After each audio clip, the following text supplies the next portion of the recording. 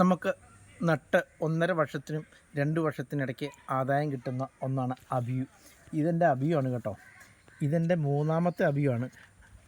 ആദ്യത്തെ 2 അബിയും കാച്ചില്ല. സാധാരണ അബിയു വെച്ച് കഴിയുമ്പോഴത്തേക്കും എല്ലാം പൂക്കും, എല്ലാ വർഷവും നന്നായിട്ട് പൂക്കും, പക്ഷേ കാ പിടിക്കണമെന്നില്ല. അപ്പം അബിയു നടന്നവർ വലിയ വില കൊടുത്തൊന്നും നഴ്സറിയിൽ നിന്ന് തൈ വാങ്ങിച്ച് നടണമെന്നില്ല.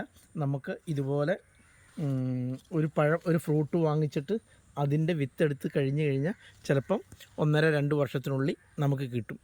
അപ്പോൾ ഒരു കാ മുറിച്ച് കഴിഞ്ഞാൽ ചിലപ്പോൾ അതിനകത്ത് 2-3 വിത്തുകൾ കാണും. അതിലെടുത്ത് പാകിക്കഴിഞ്ഞാൽ നമുക്കത് കായ്ച്ച് കിട്ടും. നമ്മൾ വലിയ വില കൊടുത്തൊക്കെ നഴ്സറിയിൽ നിന്ന് വാങ്ങിച്ച എല്ലാം തന്നെ കായ്ക്കണമെന്നില്ല. അബിയു എല്ലാം കായ്ക്കുന്ന ഇനമാണ്. പക്ഷേ ചിലതൊക്കെ 6 വർഷം 7 വർഷം വരെ കറക്റ്റ് പൂത്തുകൊണ്ടിരിക്കും, കായൊന്നും പിടിക്കില്ല. 7 വർഷമൊക്കെ ആയി കഴിയുമ്പോഴത്തേക്കും ചിലപ്പോൾ അതിൽ ഒരു 5-6 കാ പിടിക്കുന്നുള്ളൂ.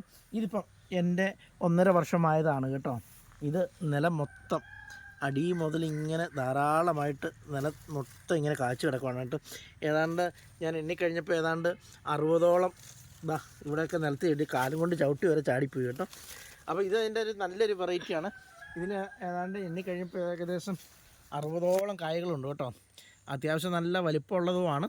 പിന്നെ ചിലർ പറയും അബിയുവിന് സൂക്ഷിപ്പ് കാലം കുറവാണെന്നൊക്കെ ചിലർ പറയും.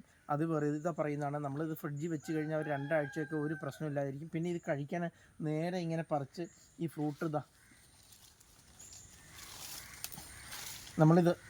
ഇത് അത്യാവശ്യം നല്ല വെയിറ്റ് ഉണ്ട് കേട്ടോ. ഇത് നേരെ പറിച്ച് നമ്മൾ കഴിക്കരുത്. ഇത് ഫ്രിഡ്ജിൽ വെച്ച് നല്ല തണുപ്പിച്ചതിന് ശേഷം നമ്മൾ കഴിക്കുക.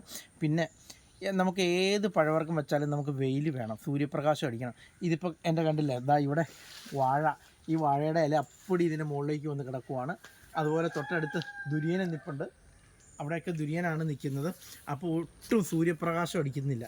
അപ്പം ഷെയ്ഡ് വേണ്ട, തണൽ വേണ്ട ഒരു പഴച്ചെടിയാണ് ദുര്യന. അപ്പം സൂര്യപ്രകാശം ഒന്നും വേണ്ട. ഇതിന് ഏറ്റവും കൂടുതൽ തണലാണ് ഇത് ഇഷ്ടപ്പെടുന്നത്. തണലത്ത് ചോലയിൽ കായ്ക്കുന്ന ഒരു പഴവർഗ്ഗമാണ് അബിയു എന്ന് പറയുന്നത്. പിന്നെ നമ്മളിത് വെച്ച് കഴിഞ്ഞാൽ 1.5-2 വർഷത്തിനുള്ളിൽ നമുക്ക് കാച്ച് കിട്ടും. ഇത് കണ്ടില്ല, ഇവിടെയൊക്കെ ധാരാളമായ ഉണ്ടായിരിക്കുന്നത് കേട്ടോ. പിന്നെ ഒരുപാട് പറയും ഇതിൻ്റെ ഫ്രൂട്ടൊന്നും കൊള്ളില്ലാന്ന്. അത് കൊള്ളില്ലാന്ന് പറയുന്നത് വെറുതെ പറയുന്ന കേട്ടോ.